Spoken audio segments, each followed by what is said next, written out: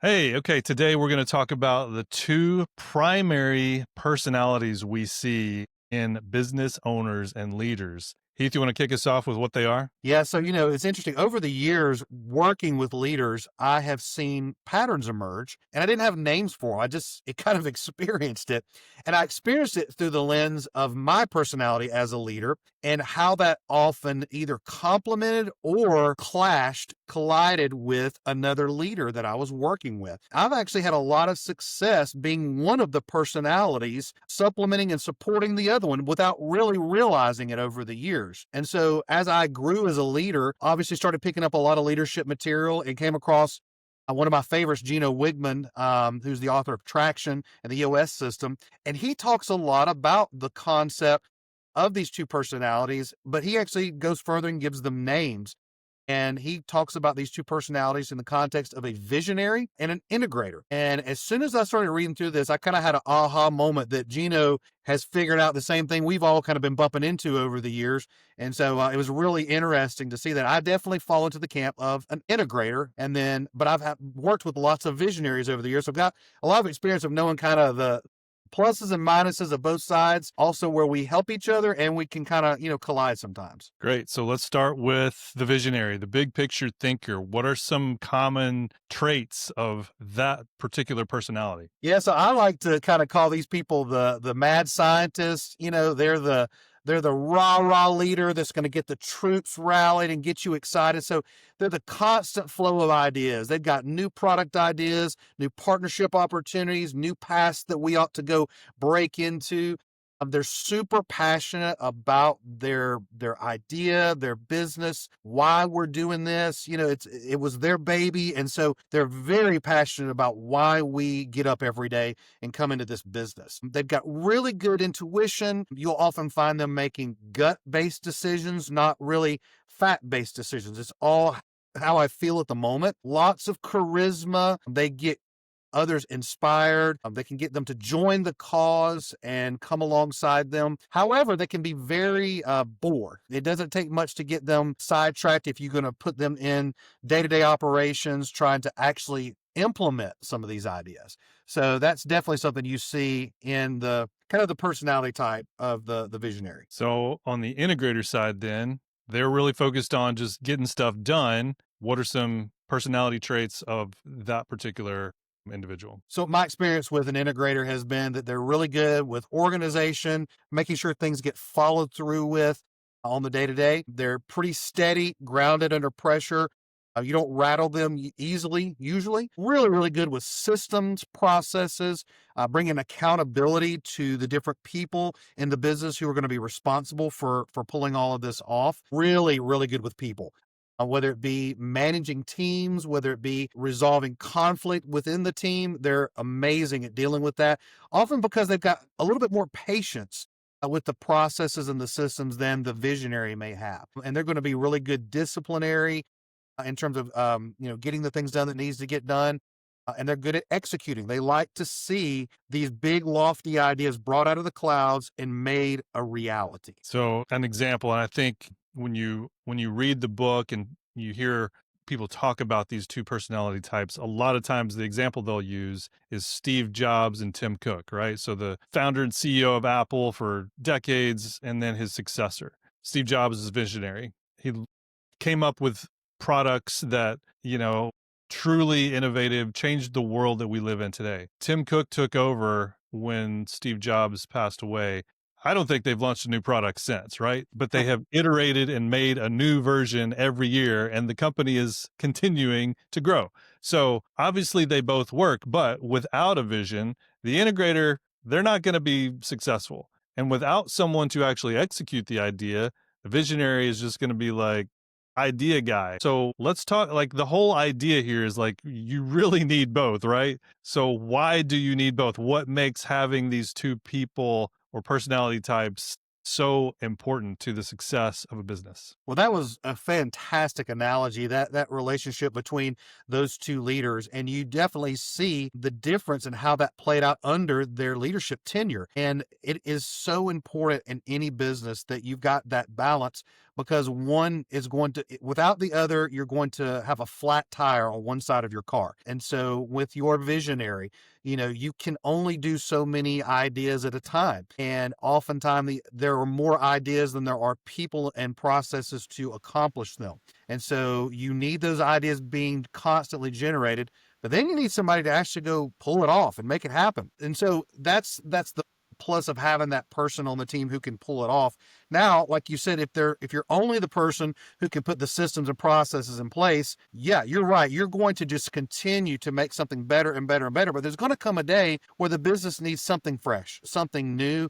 And that's where that visionary comes in to make that happen. As an integrator, I love taking an existing thing and making it better and better and better. I've always thought, why do we need to go plant a new tree when there's so much fruit on the one we already have? Let's just figure out how to get a ladder up higher into the tree and get more and more of the fruit that's already there. I love that. That's the thing that gets me excited in business. But the visionary is thinking about other trees, other species, other orchards, buying land to plant more. They don't care about that tree and they don't care about getting the fruit out of it. That's past, over and done with. They want to move on.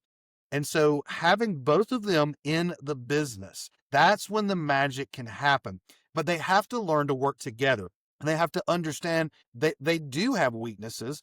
And if they can learn to trust the other person, they can really make magic together in a business. Yeah, we talk a lot about being able to identify like self-awareness, like what are your strengths, what are your weaknesses? And companies that grow and thrive tend to have a lot of that in their leadership, right? Where they can say, I know I'm not going to be able to take us to this next level, but I know someone who can, and I'm going to bring them in, right? It becomes about really creating that system and that structure where everyone can thrive, right? And that's the idea here. If you're a small business and you're growing, and maybe you're a visionary, or maybe you're an integrator, or maybe you work for one or the other. Like the idea is you've got to build a system where these things and these personality types work together, because obviously we've seen what happens if there is no system and there is no structures. Mhm. Let's talk about that for a minute. So what happens when the visionary and the integrator butt heads? Yeah, so I've definitely had my share of this experience. Like I said, I have been the integrator all of my career. I've definitely got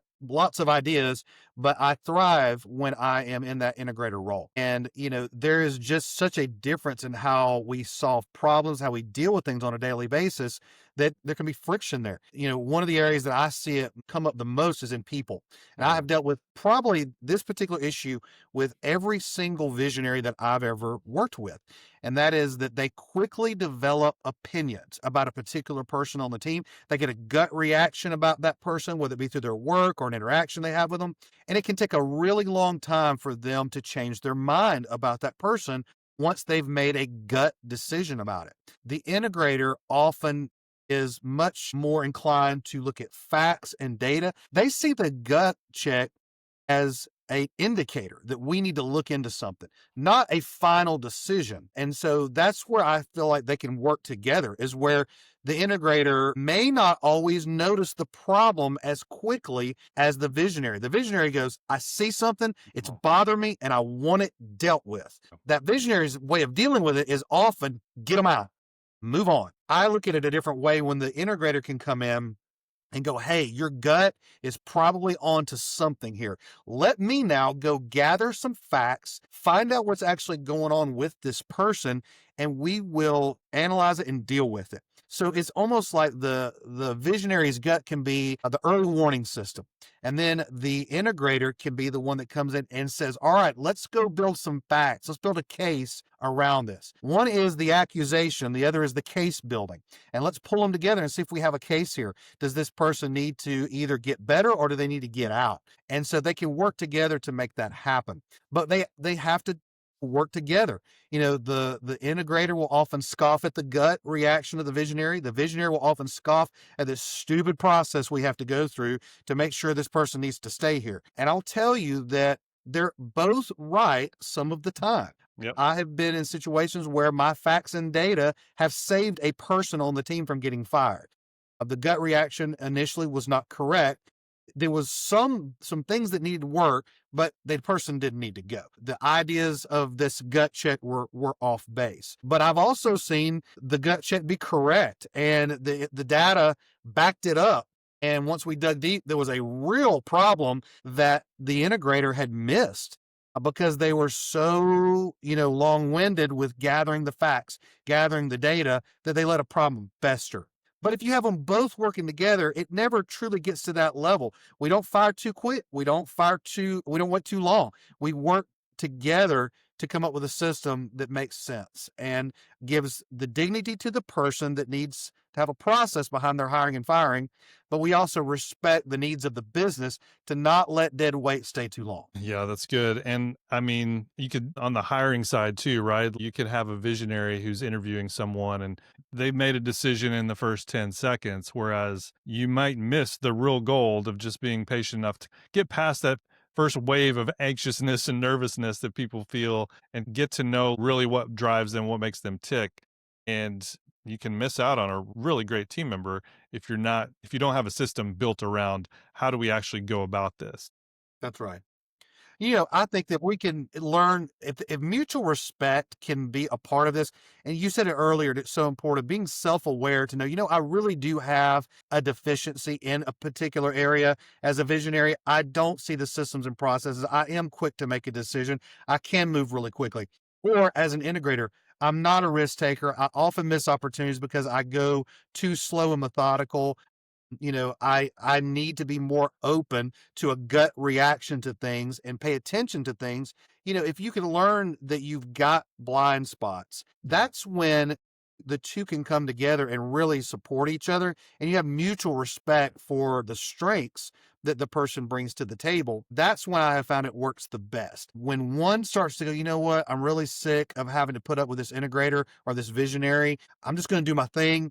That's when the wheels can fall off. So you have to have two leaders that are respectful of each other, who understand their weaknesses and can come together and mix the two personality strengths. Yeah, so I think we touched on a little bit of this, but like taking it beyond the realm of just people, when it comes to decision making and pace, right? Like visionaries are like ready, fire, aim, right? Whereas the integrator is more like, now hang on a second, where is the target? Like, what are we even shooting at, right? Like, how do we kind of rectify when those things are out of whack? Yeah, so the visionary is definitely going to want to move quick, and the integrator is going to want to gather facts and data, and they have to work together to come up with something they can both agree on.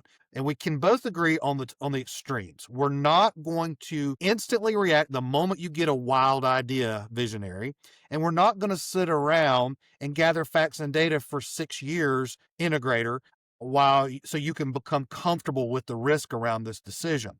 We have to come to the middle. And the middle ground is what I said earlier. Let's respect the gut decision. I have a feeling we need to go do this as a business. Great. Let me go get with the team and let's pull everything together that must be true to pull off your idea.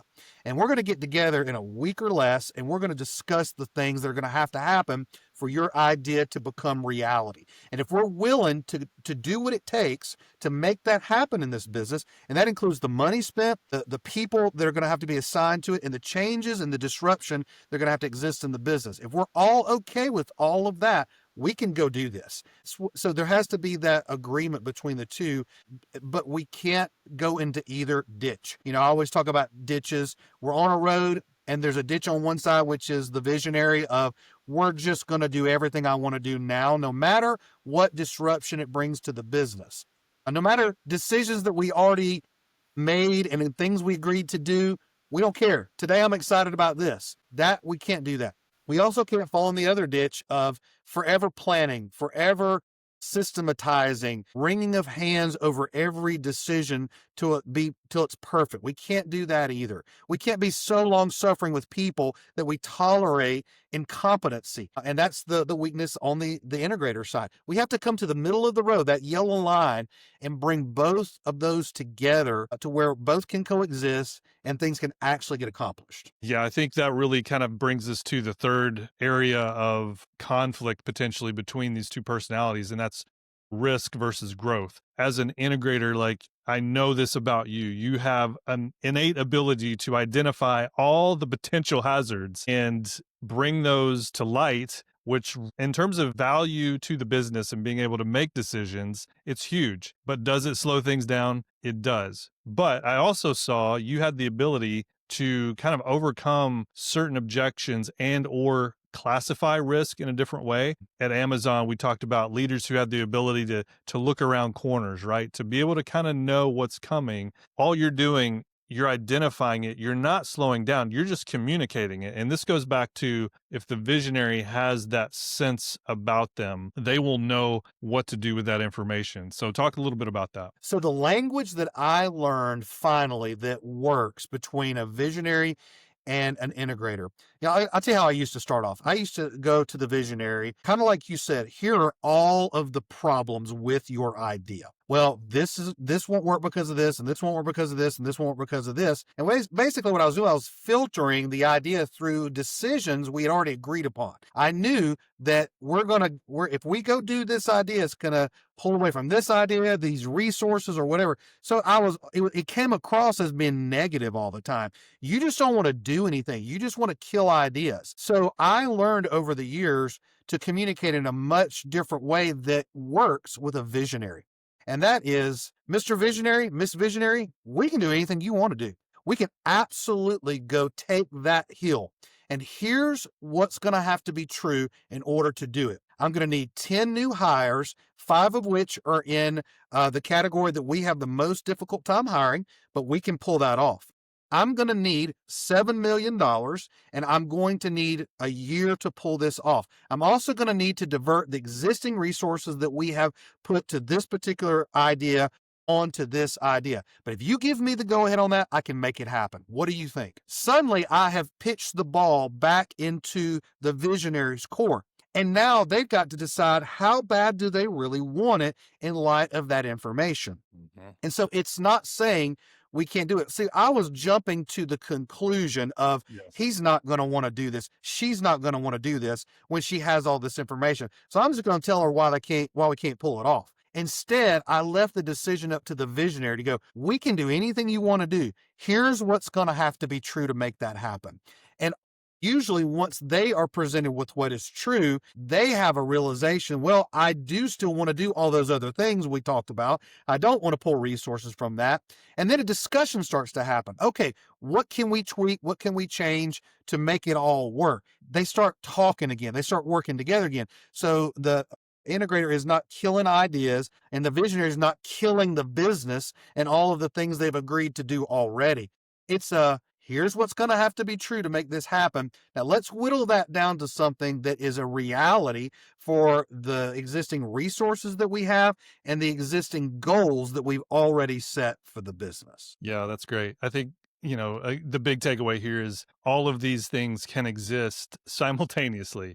It's not one or the other, it's a both and. How do we align our differences and kind of how we see the world and make it even better, right? And so how would you, kind of quick takeaway for business owner, leader, what can they do to maybe start this conversation? Well, I would say first, you need to identify what you are.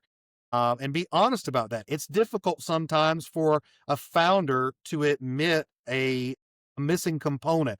You kind of feel like you need to be the person that makes it all happen.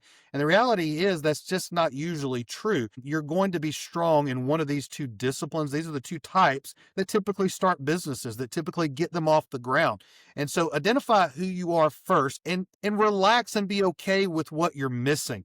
That was a big step for me, is to completely own who I am and be really, really good at it and not be frustrated with myself that I may not have that other component. And then the next thing you need to do is be open to bringing someone else into the conversation that is your balance, who can bring in the things that you're missing and help you move your business forward. And then you've got to trust and respect the person who's in that opposite role of you. And that comes over time, working together, being in the trenches year after year. You learn to trust each other. And it's also okay to spar. You need to get in there and mix it up and talk about what is going on in the business and what it's going to mean for the business to do the things that you want to do.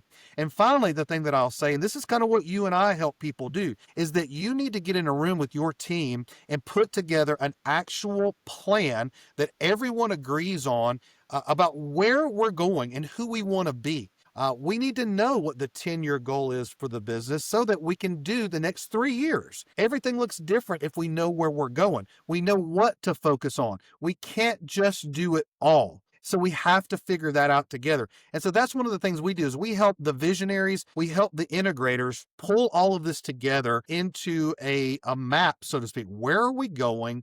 And then how do we get there? And then we bring it down to the ground level to say what decisions are going to have to happen for the next 3 years, 2 years, 1 year, 1 week in light of this new plan. Yeah, it always comes back to like, what is the system that's going to help us thrive? Because you and I have both seen businesses on both sides where there's so much potential, but it just crumbles because there's no discipline, there's no organization. Everything is high risk, and the payoff is always too far out. On the other side, we've seen businesses stall out because they can't make a decision to react fast enough to really connect to the marketplace and seize the opportunity that's in front of them, right? And so, I think great conversation around, all right, who are we? Who do we want to be? And then how do we work together? How do we complement each other to enhance what we're already doing and just scale it beyond where it is today? That's right. Yeah, and it's so interesting that so much of the pain that we see in businesses is around some of these issues. Is that oftentimes you've got a leader who has gone all in on their personality style, and as a result, is creating chaos in their business, whether it's the chaos of doing too much or the chaos of being stuck with one product that worked last for the last 10 years and never adding a new one. That tension, we often see our clients come to us, and we find that that's where it's coming from, is that we've gotten too much of that owner or leader's bent on the business. And it's time to bring in some other ideas, some other voices into the conversation that balance them. So those integrators need some visionaries. Those visionaries need some integrators to help bring that thing into an orderly system that can be replicated and scaled. All right. Great conversation. If you enjoyed being part of this, feel free to like, subscribe, and follow us at howtobusinesscoaching.com. We'll see you next time. Thanks, Brent.